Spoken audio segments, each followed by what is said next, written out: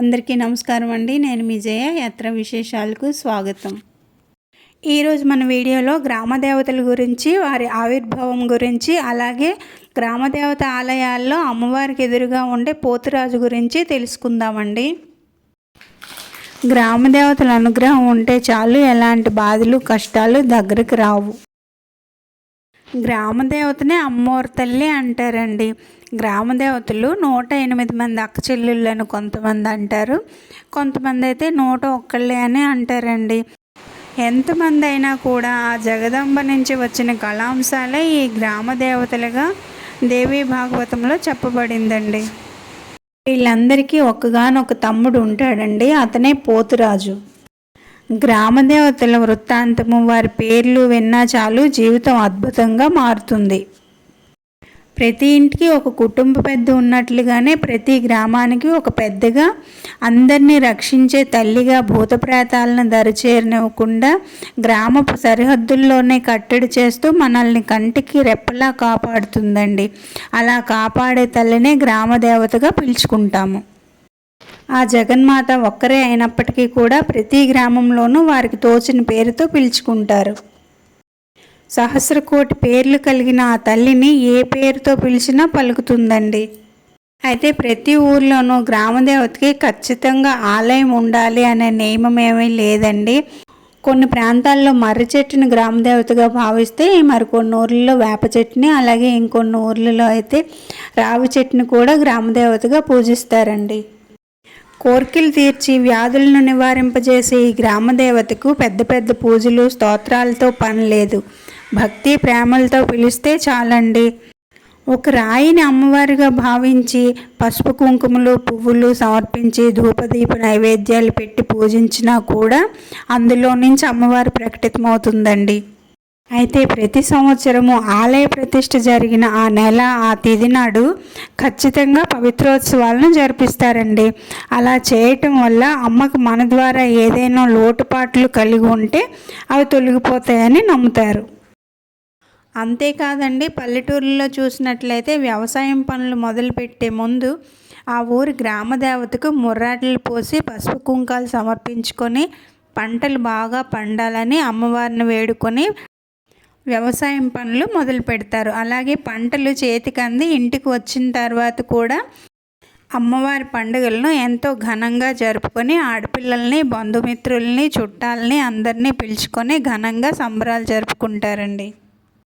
ఇక పట్టణాల్లో అయితే ఆ ప్రాంతపు సాంప్రదాయాలను బట్టి గ్రామదేవతలకు ఎంతో వేడుకగా సంబరాలు జరుపుకొని పండుగలు చేసుకుంటారు. ఈ అమ్మవారి ఉత్సవాలు ఎన్ని రోజులు జరుపుకోవాలి అంటే ఒక్కొక్క ప్రాంతంలో ఒక్కొక్క రకమైన ఆచారాలు ఉంటాయండి. కొన్ని ప్రాంతాల్లో 3 రోజులు, 5 రోజులు, అలాగే 9 రోజులు కూడా జరుగుతుంటాయి. ఆ ప్రాంతపు ఆచారాలను బట్టి గ్రామదేవత ఉత్సవాలు జరుగుతాయండి. మన పూర్వీకులు గ్రామదేవతల జాతరలు చేయడానికి ముందే చాటింపు వేయించేవారండి.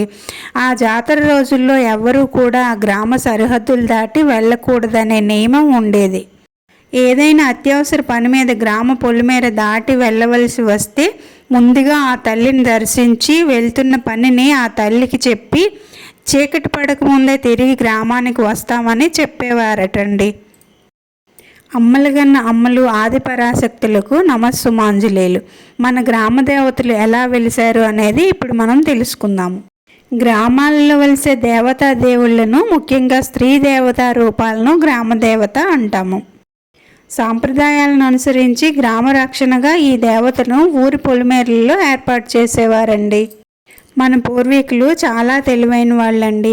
ఇంట్లో ఉన్న చిన్న పెద్ద, ఆడ మగ అందరూ దేవీ నవరాత్రుల కాలంలో ఎక్కడో ఉన్న మధుర మీనాక్షి అమ్మ వద్దకో, కంచి కామాక్షి అమ్మ వద్దకో, విజయవాడ కనకదుర్గమ్మ వద్దకో వెళ్ళి దర్శించుకోవటం కుదరకపోవచ్చు కదా.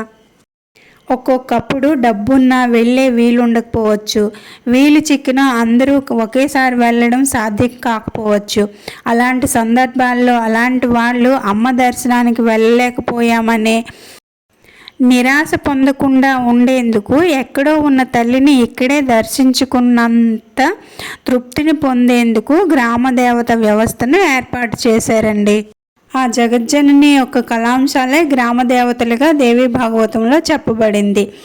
గ్రామ దేవతల యొక్క విగ్రహ ప్రతిష్ట శాస్త్రీయంగానే నిర్వహించబడుతుందండి. ఆ దేవతల క్రింద బీజాక్షరాలున్న యంత్రాలు వేయబడతాయి కాబట్టి గ్రామ దేవతలంతా శక్తి ఉన్న దేవతలే అవుతారు. మనము రకరకాలుగా పిలిచే ప్రతి గ్రామ దేవత పేరు వెనుక ఒక పరమార్థం ఉన్నదండి. సొంత ఊరిని విడిచి పొరుగురు వెళ్ళే వ్యక్తుల రాకపోకలను గమనిస్తూ ఊరి పొలిమేరల్లో ఉండే తల్లిని పోలేరమ్మ అంటారండి. ఊరి సరిహద్దుల్లో ఉండే అమ్మను ఎల్లమ్మ అంటారండి. అంటే ఎల్ల అంటే హద్దు అని కదా, అది అన్నమాట. అలాగే మరొక గ్రామదేవత పేరు శీతలాంబ. తన గ్రామంలోని ప్రజలకు వ్యాధులను కలిగించే క్రిమికీటకాలను, భయాన్ని కలిగించే భూత ప్రేత పిశాచ గణాలను గ్రామంలోనికి రానియకుండా ఎత్తి పారబోసే దేవత శీతలాంబ. మనం బ్రతకడానికి కావలసిన వర్షాన్ని ఇచ్చే తల్లి బతుకమ్మ. కొన్ని ప్రాంతాల్లో ఇలా ఉండగా మరికొన్ని ప్రాంతాల్లో ఊరి పేర్లను బట్టి కూడా పిలుచుకునే దేవతలు కొందరున్నారండి. అయితే గ్రామదేవతల ఆలయాల్లో అమ్మవార్లకి ఎదురుగా ఉండే పోతురాజు కథను మనం ఇప్పుడు తెలుసుకుందామండి. పౌరాణిక కథల ప్రకారము పోతురాజు శివలింగపట్టణంలో విభూతి గడ్డలతో కోట నిర్మించుకొని ఎదురులేని రాజుగా రాజ్యాన్ని పరిపాలిస్తూ జీవిస్తాడు. ఆ సమయంలో పాండవులు ఏకచక్రపురంలో బ్రాహ్మణ వేషంలో ఉంటారు. ఒకరోజు భీముడు కట్టెలను అమ్మటానికి విభూతి పట్టణం బయలుదేరుతాడు. ఆ సందర్భంలో విభూతి గడ్డలతో నిర్మించుకున్న కోట గోడకి కట్టెలు తగిలి అది కూలిపోతుంది. అప్పుడు పోతురాజు భీముడిని బంధిస్తాడు. ఎప్పటికీ తిరిగి రాని భీముడి కోసం ఎదురు చూస్తున్న పాండవులకు విషయాన్ని చెబుతాడు శ్రీకృష్ణుడు. అయితే పోతురాజు చేతిలో పార్వతీదేవి కత్తి డమరకము ఉండటం వల్ల అతన్ని ఎవరూ జయించలేరని కూడా చెబుతాడు. భీముడిని విడిపించే ప్రయత్నంలో భాగంగా శ్రీకృష్ణుడు అర్జునుడికి స్త్రీ వేషం వేయించి పోతిరాజు ఆస్థానంలో నృత్యం చేయిస్తాడు. ఆ నర్తకిని చూసిన పోతురాజు ఆమెను వివాహం చేసుకుంటానని కోరుతాడు. అందుకు మేము అంగీకరించాలి అంటే నీ చెరసాలలో ఉన్న భీముడిని వదిలివేయాలి. అది మాత్రమే కాకుండా పాండవుల పక్షాన ఉండి మహాభారతంలో పాండవులకు విజయం కలిగేటట్లు చేయాలి. ప్రతి కార్యానికి నువ్వే ముందు ఉండి నడిపించాలి అని కోరుతాడు. దీనికి ప్రతిఫలంగా కలియుగంలో ఏ జాతర జరిగినా భక్తులు నిన్నే ముందుగా కొలుస్తారని అభ్యర్థిస్తాడు. అప్పటి నుండి పాండవులు తలపెట్టిన ప్రతి కార్యానికి పోతురాజు ముందుంటాడు. పోతురాజు ముందుంటే కార్యం సఫలీకృతమవుతుందని ప్రజలు నమ్ముతారు. అందుకే పోతురాజు విగ్రహానికి ఒక చేతిలో కత్తి, మరొక చేతిలో మనిషి శిరస్సు కనపడతాయి. పోతురాజు గ్రామదేవతల తమ్ముడని, అందుకే గ్రామదేవతల ఆలయాలలో అమ్మవారు ఎదురుగా ఉంటాడని ఇంకో కథనం కూడా ఉన్నదండి. ఆ కథను ఇంకో వీడియోలో తెలుసుకుందామండి. నాకు తెలిసినంత వరకు చెప్పానండి. మీకు ఇంకేమైనా తెలిస్తే కామెంట్ బాక్స్లో కామెంట్ చేయండి. ఇవాళకి ఇంతేనండి. ఇంకో మంచి వీడియోతో మళ్ళీ కలుద్దాం. అంతవరకు సెలవండి. బాయ్.